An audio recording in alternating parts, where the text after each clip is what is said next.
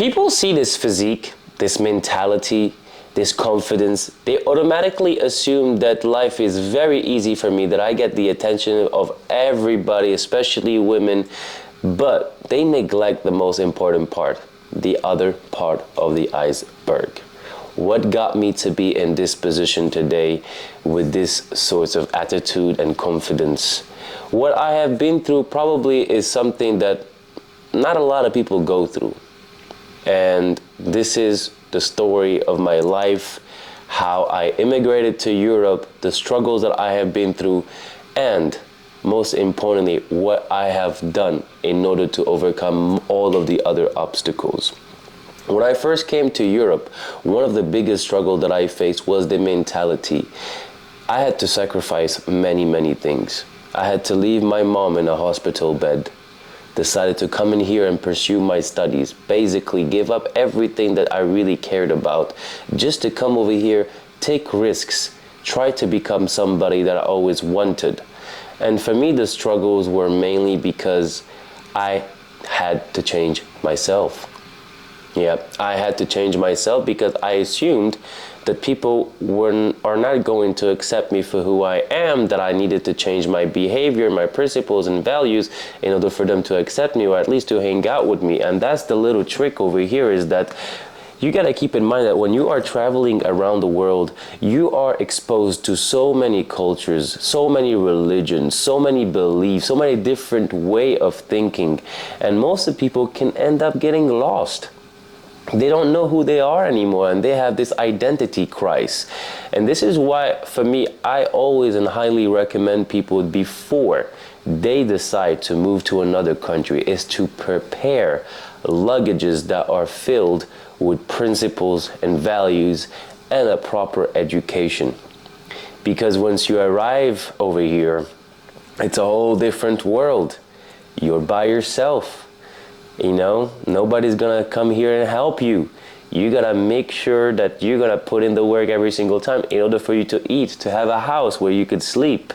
And this is not things that should be taken for granted. And not a lot of people talk about the struggles that you go through as a migrant in Europe. And I understand there are many things that I am not mentioning right now, but the most important is the mental. Especially when you travel at a really young age, you're innocent, you're naive, and you strongly believe that everybody around you wants good for you. And this is where shits get actually quite weird, because we automatically assume that we are here in this beautiful community, we're like-minded, we kind of keep moving forward, but deep inside, we are different. And when I went to university, I noticed how much I have changed my behavior. I started having a piercing, I started doing some stuff that I was not really, if you would ask me, I was like, that's not me. That's not who I am. Why am I changing myself for people to accept me? Because I was afraid of being alone and I had nobody.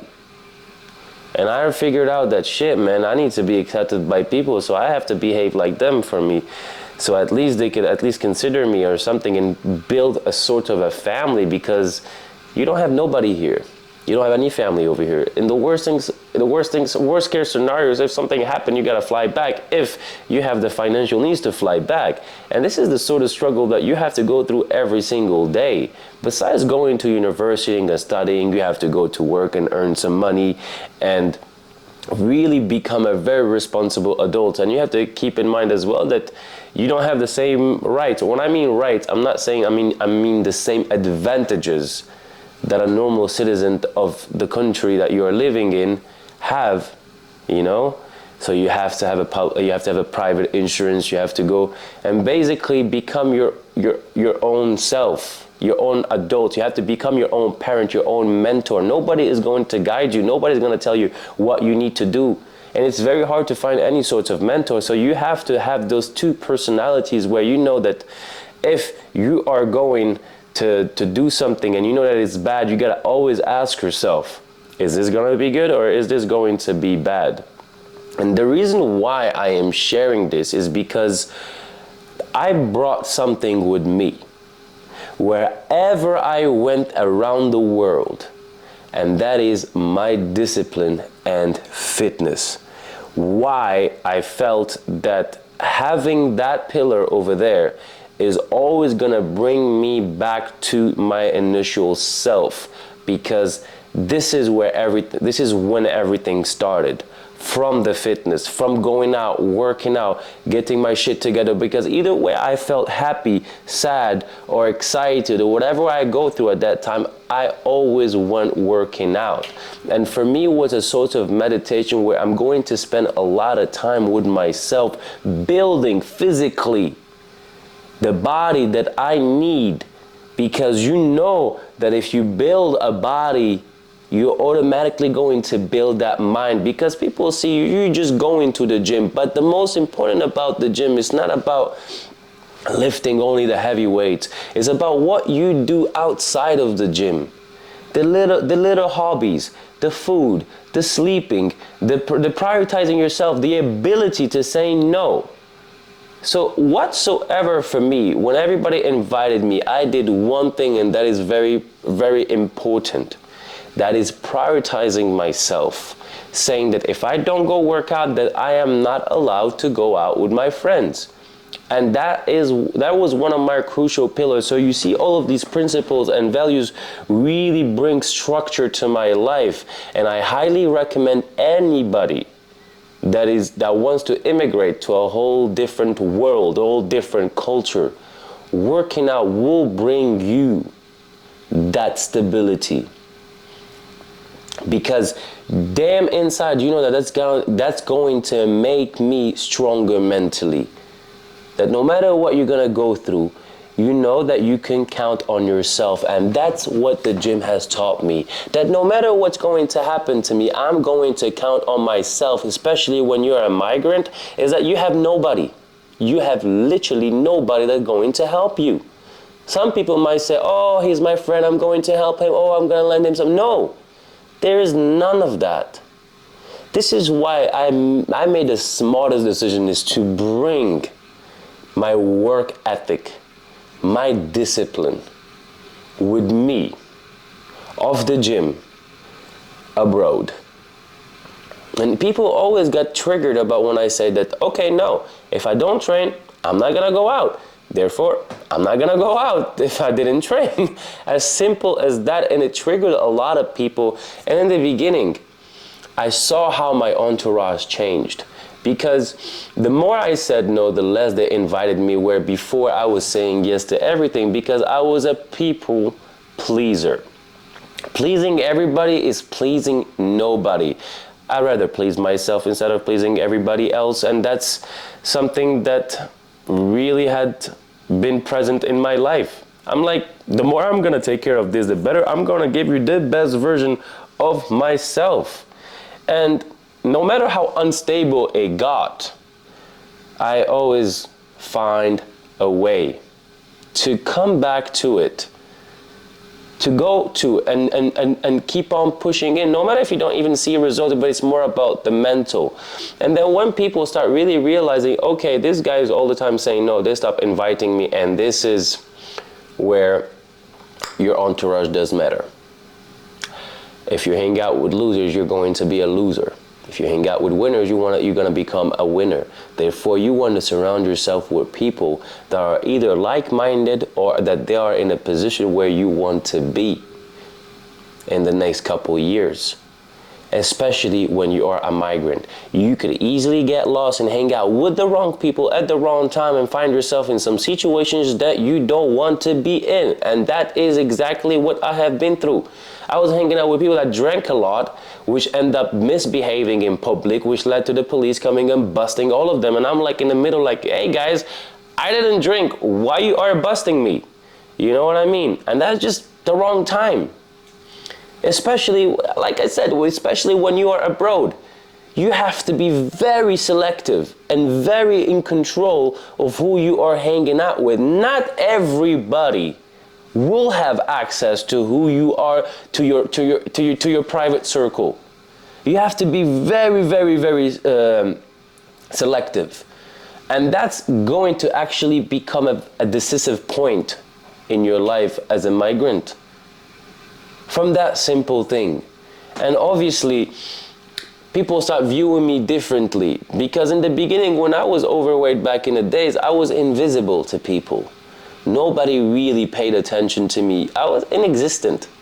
Literally, I had people coming in, some girls, group of girls that said hi to my friend, jumped me like I was definitely not there, and said hi to my other friends. Like, come on, man, at least some decent respect. But I understood in the early ages that your physique is exactly the projection of how you treat yourself. And people see that. Look how you treat yourself. Look how you dress. Look how you smell. Do you think that this is going to bring a lot of positivity if you're not taking care of yourself? Especially when you talk about relationships and women or husbands and partners. What makes you think somebody would like to be with someone that doesn't take care of themselves? You become a burden to people. You become like weights on their shoulders, because they will have to carry you throughout this whole journey with them. And they don't have the energy of that, because people are selfish. Yes, people are selfish, and this is something that you cannot change. But what I can tell you is that all these little events that took place in my life have shaped the person who I am today. It have given me the confidence. Because when things were going very bad, when I lost my job, when I had no money, when I had literally nobody, and I was looking for work, nobody was present. Nobody was present. It arrived to a point where even when my mom passed away 2 years ago, nobody came in to say my condolences. Nobody ever checked out on me. And this is the real picture. This is the reality. This is not the social media that you see online. What I am telling you right now is exactly the reality. How hard it is to be a migrant. How hard it is to be a part of a society that you do not belong in. But this is why it is important for you to understand that when you are going to a different culture, when you are traveling to and entering a new culture, you have to enter it with a very open mind. But in the same time, keeping your principles and values. Like, you accept everybody as they are. You could be gay, Jewish, whatever you want to be. It doesn't necessarily matter. What matters is how these people will treat you and how you're going to treat them. But that is the pillars. And this is what I highly recommend every single person, is that you need to have your pillars of your house. If you have 4 pillars, then you're in a position to build on top of that. But if you have 3 pillars and one of the pillars is broken, what makes you think you're going to be able to build something that is sustainable in the future? But this is why I gotta give you a little exercise. Establish those 4 pillars that determine you. For example, for me, working out, my religious belief, my relationship with God, my how I eat and take care of myself, clothes, and so on, and education. I have to be constantly learning something new, because this is the journey of personal development, and I am curious as a person. This is my 4 pillars. If I am doing all of them, then I know that I am going to be all right. And this is what exactly has shaped me. The responsibilities, the challenges that I had to face at a very young age made me mature up much more faster. That's why I don't hang out with people of my age. That most of my friends are people that are around 40, 50, 60. The oldest is 70. Because I don't want to hang out with people that are 20 and 25 talking about me, girls, and all of that. I'm like, bro, we're not in the same situation. You have your family over here. I don't have my family over here. You have somebody that you can go to. I don't have anybody that I can go to. And matter of fact, I don't even speak the language of the country that I am living in. Do you know how hard it is to communicate with people that don't even speak the language? So that's why for me, it's important to have these pillars and the ability and the curiosity for you to go and learn. But all of this, what I have told you so far in this video, are all coming from one simple principle: is going to the gym. You see, going to the gym is not only working out and building muscles. Indeed, that is satisfactory, and you can get a lot of satisfaction from that, and the motivation that you get from that, and all that, 100%. But it is the foundation of my character, the discipline, the commitment, knowing that if I'm going to commit to 4 times training a week, I'm going to see tremendous results. And it stands the same thing with anything that I do outside of the gym. So you see this indirect life lessons that you're going to learn through self-care, through working out, through bettering yourself, through chasing that personal development journey. Well, a lot. And I hope that I kind of gave you a little bit of like information that you could actually use, embody them, register them in your brain before you make any decisions to fuck your life up. Because it's a really wild world out there. It's a wild world. You eat or you be eaten.